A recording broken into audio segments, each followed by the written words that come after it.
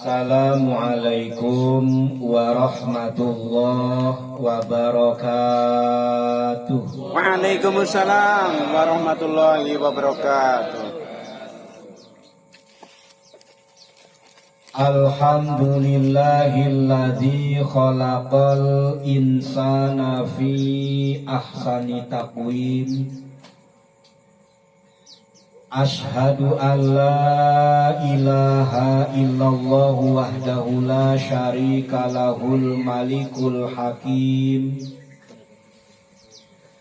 Wa ashhadu anna sayyidana Muhammadan abduhu wa rasuluhu shadiqul wa'dul amin.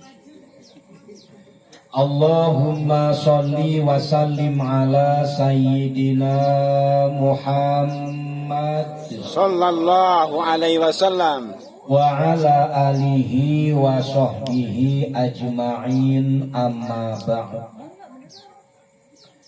Ila hadratil kiram, kepada para alim, para ustadz, para hujjaj, para tokoh masyarakat beserta para sesepuh, wabil khusus ketua DKM dan jajarannya, ketua RW dan jajarannya, ketua RT dan jajarannya, para kasepuhan yang tidak kami sebut satu persatu namun tidak mengurangi hormat dan takdim kami. Hadirin wal hadirat yang dimuliakan Allah Subhanahu wa ta'ala. Pertama-tama mari kita panjatkan rasa syukur kita kehadirat Allah Subhanahu wa ta'ala.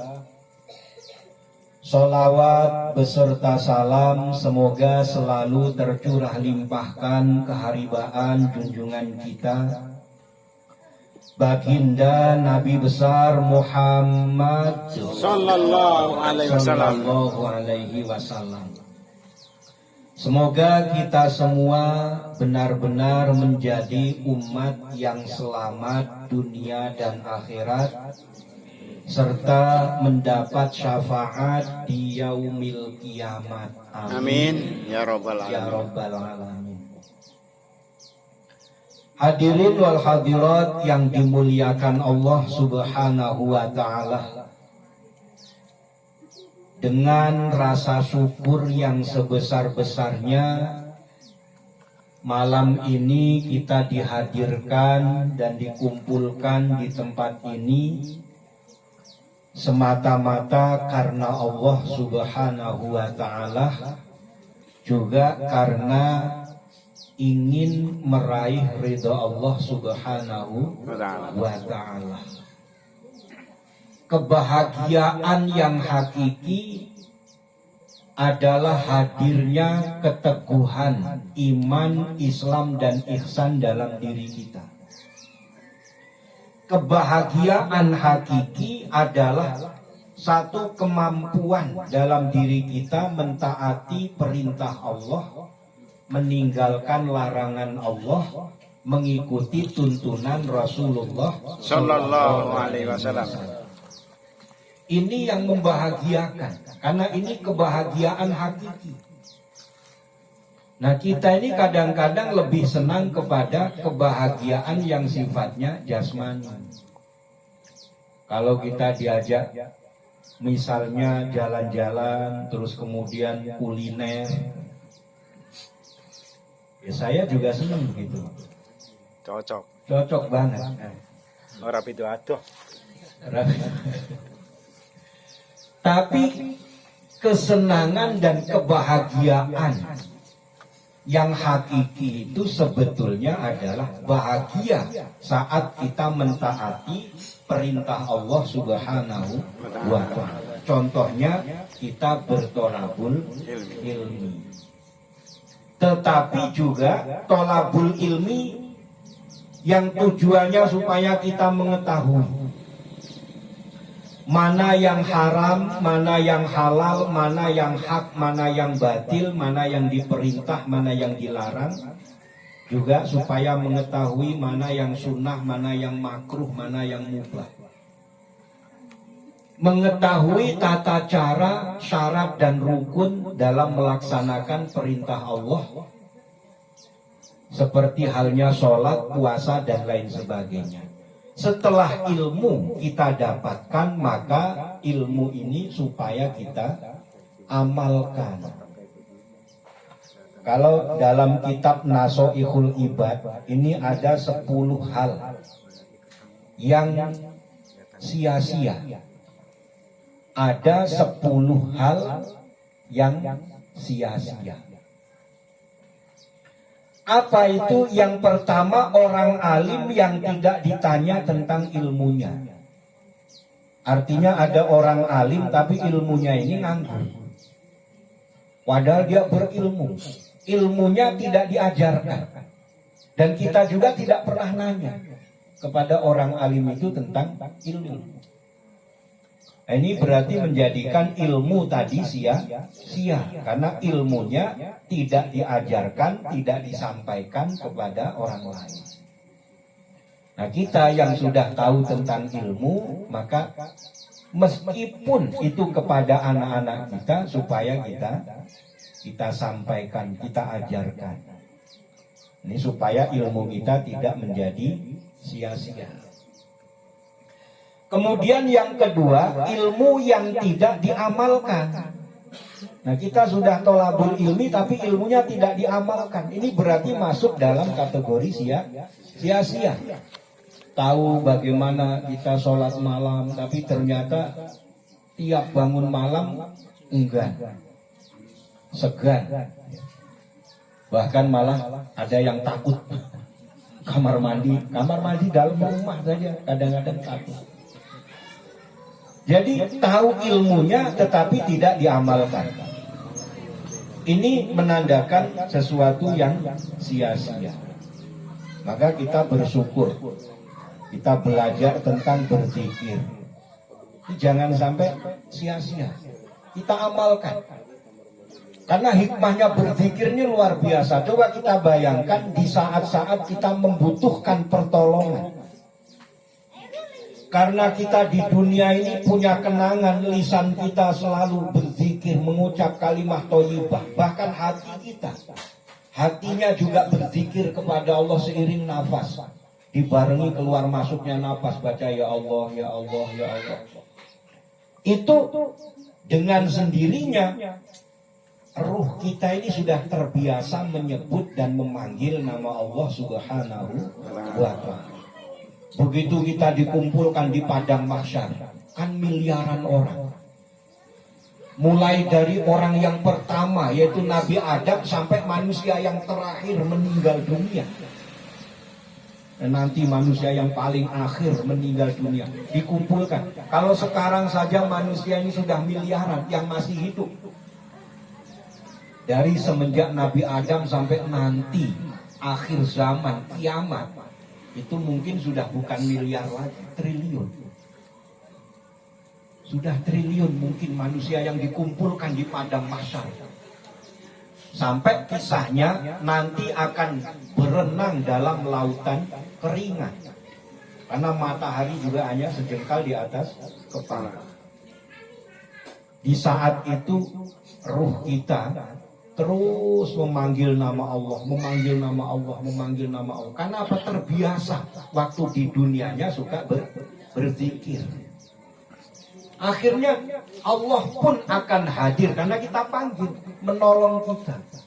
Karena di saat itu tidak ada pertolongan kecuali pertolongan Allah Subhanahu wa Ta'ala. Kan bahagia. Amin ya rabbal alamin. Jadi ilmu yang tidak diamalkan ini masuk kategori sia-sia, ilmu yang sia-sia. Yang ketiga, pendapat yang benar, pendapat yang baik yang tidak diterima. Ini tadi kita rapatnya ada yang punya pendapat yang pendapatnya sebetulnya bagus, pendapatnya baik, pendapatnya benar, tapi tidak diterima. Karena barangkali status sosialnya kayaknya ini orang nggak punya misalnya, hanya misal. Padahal pendapatnya benar, pendapatnya baik, tapi karena status sosialnya kita pandang atau kita anggap rendah, Hingga pendapatnya ini tidak diterima. Nah, ini sia-sia. Jadi padahal pendapat itu bagaimanapun dari siapapun, kalau memang itu baik dan benar, hendaknya kita terima. Karena namanya pendapat. Jangan hanya menerima pendapat itu dari kalangan yang status sosialnya kita anggap tinggi. Karena itu juga belum tentu benar, belum tentu baik.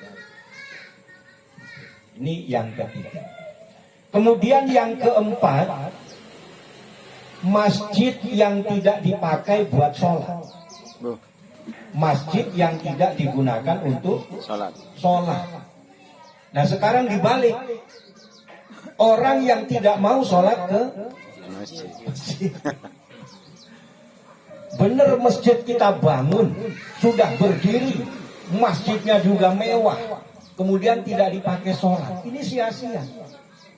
Ya tapi namanya masjid ini kan mau ditinggal juga, namanya masjid, mau dibiarin juga masjid, dibakar juga masjid. Nah sekarang dibalik dengan kitanya, dengan adanya masjid, kita tidak sholat di masjid. Ini khawatirnya kita juga sia-sia ini, khawatirnya. Karena kalau dibalik, ya akhirnya kita ini yang sia-sia. Nah, kita bersyukur karena kita punya masjid, dan masjid itu rumahnya Allah Subhanahu wa Ta'ala. Maka hendaklah kita pakai untuk sholat. Nah, kemudian yang kelima, Al-Quran yang tidak dibaca. Ini saya yakin di rumah masing-masing ini punya Al-Quran. Sampai bulukan. Yakin ini di rumah masing-masing ini punya Al-Quran. Ditaruhnya di mana? Ibu-ibu naruh Al-Quran di mana? Pendaringan. Di pendaring. Mau dimasak. Ada yang taruh di lemari, dikunci, kuncinya hilang. Malah awet.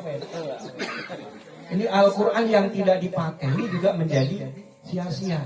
Padahal Al-Quran itu supaya kita baca, supaya nanti akan jadi penerang di alam kubur kita. Yang keenam, harta yang tidak dikeluarkan infaknya. Nah ini ada perintah untuk menyembelih hewan kurban. Kita lakukan dengan rasa syukur karena nikmatnya Allah yang begitu besar, nikmatnya Allah yang melimpah, yang tidak terhitung, sehingga dengan itu kita bersyukur kepada Allah.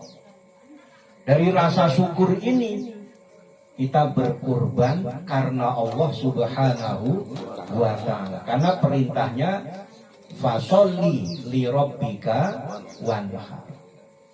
Sholatlah karena Tuhanmu dan berkurbanlah.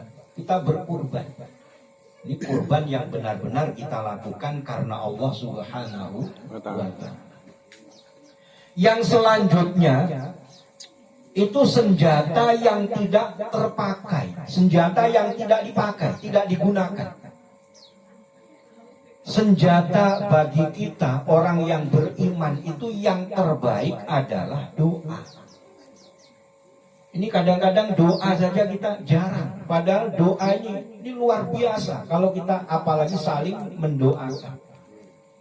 Supaya lingkungan kita aman, lingkungan kita semuanya diteguhkan dalam iman Islam ihsan. Supaya lingkungan kita ini dijaga oleh Allah, kemudian diberi berkah, diberi limpahan rahmat oleh Allah Subhanahu wa Ta'ala. Di senjata yang tidak terpakai ini termasuk hal yang sia-sia. Sedangkan senjata yang terbaik bagi kita orang yang beriman itu adalah doa. Maka berdoa, kita diperintah ud'uni astajib lakum. Berdoalah kepadaku, kata Allah. Allah yang perintah. Sehingga kita doa ini mau minta apa saja terserah. Ini perintah. Bahkan orang yang tidak mau berdoa, ini berarti orang yang sombong. Tidak mau meminta kepada Allah, ini orang yang sombong. Nah terutama dalam permintaan kita minta, ya Allah jadikan keluarga kami keluarga yang teguh iman Islam dan ihsan, keluarga yang taat, Nah, baru selanjutnya minta supaya keluarganya sakinah, mawadah, warohmah, keluarga yang berkah, minta supaya dimudahkan rizki, minta dipanjangkan umur dan lain sebagainya. Ini senjata supaya kita tidak sia-sia. Dan senjata yang terbaik itu doa. Kemudian yang selanjutnya, ilmu zuhud yang dimiliki oleh orang yang cinta dunia. Ilmu zuhud itu ilmu yang mengajak kita untuk condong kepada Allah, condong kepada akhirat. Tapi kalau ilmunya dimiliki oleh orang yang cinta duniawi, ini juga menjadi sia-sia.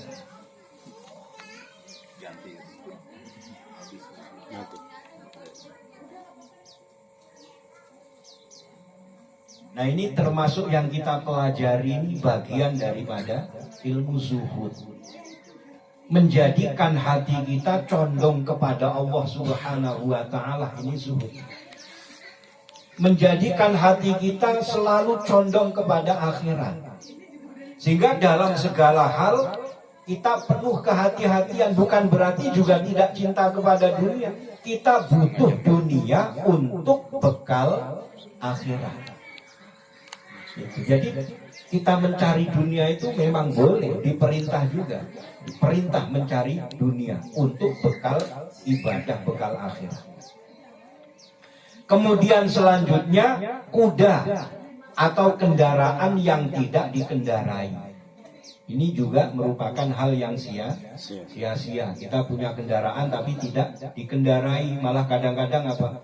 Padahal kita ini merasa berat melangkahkan kaki ke masjid. Kendaraan di rumah kadang-kadang 3 sampai nganggur semua. Mulai dari sepeda ontel, sepeda anak kita, motor kita, nganggur semua. Padahal kalau kita pakai, saya ada pengajian di RT 1, kan dari sini mau jalan kaki lumayan agak jauh. Kita mendingan tidak berangkat, padahal kendaraannya nganggur. Padahal kendaraannya nganggur. Ini sia-sia loh. Ini yang ngomong kitab Nasoihul Ibad. Jadi bukan saya bikin-bikin, bukan. Ini dari Syekh Nawawi Al-Bantani. Jangan sampai kendaraan kita ini nganggur. Kendaraan ini juga amanah yang Allah berikan, kita gunakan untuk ibadah.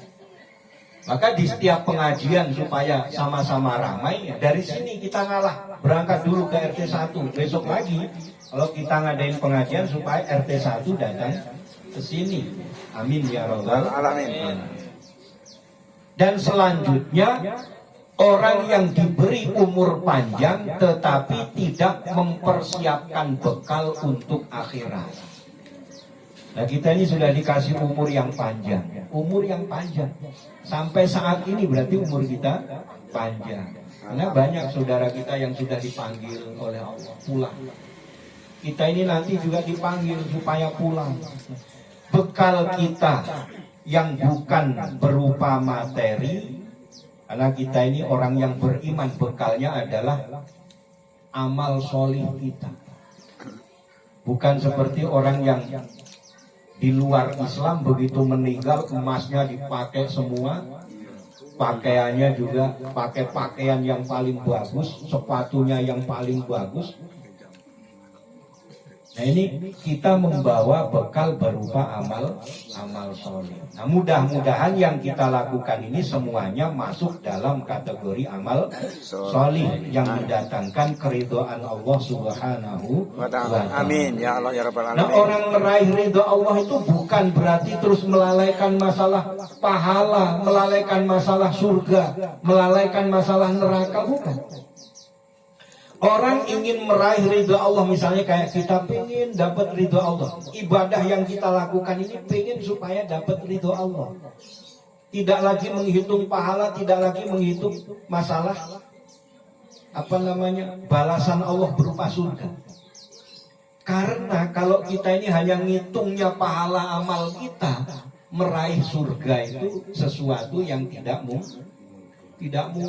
Puasa kita masih kadang-kadang tergoda dengan hal-hal yang ya sedikit-sedikit mengurangi nilai ibadah puasa. Misalnya belum bisa menjaga mata misalnya. Ya, dengan makanan masih kebayang-bayang dan lain sebagainya. Sholat malam juga kita masih jarang-jarang amal juga masih. Kalau meraih surga dengan amal kita jauh, tapi kalau Allah ridho, orang ngasih minum anjing kehausan saja Allah ridho, dimasukkan ke dalam surga. Tapi bapak ibu di sini nggak usah nyari-nyari anjing kehausan, nggak usah. Terus pengen dikasih minum biar masuk surga, nggak usah. Ibadah saja semata-mata karena Allah Subhanahu wa Ta'ala. Nah, semoga Allah ridho kepada kita semua, mengampuni segala dosa dan kesalahan kita, menerima semua amal ibadah kita, mengabulkan segala doa dan hajat kita, menjadikan keluarga kita sakinah mawaddah warahmah. Putra putri kita solih dan solihat, ala hadhihin niyah walikulli niyatin solihah, wa ila hadratin nabiyil mustafa sayyidina Muhammadin sallallahu alaihi wasallam, wa ala alihi wa ashabihi wa azwajihi wa dzurriyyatihi wa ahli baitihil kiram. Syai'ul ilaihumul Fatihah. A'udzu billahi minasyaitonir rajim. Bismillahirrahmanirrahim. Alhamdulillahi rabbil alamin. Arrahmanir rahim. Maliki yaumiddin. Iyyaka na'budu wa iyyaka nasta'in. Ihdinas siratal mustaqim. Siratal ladzina an'amta 'alaihim ghairil maghdubi 'alaihim waladdallin.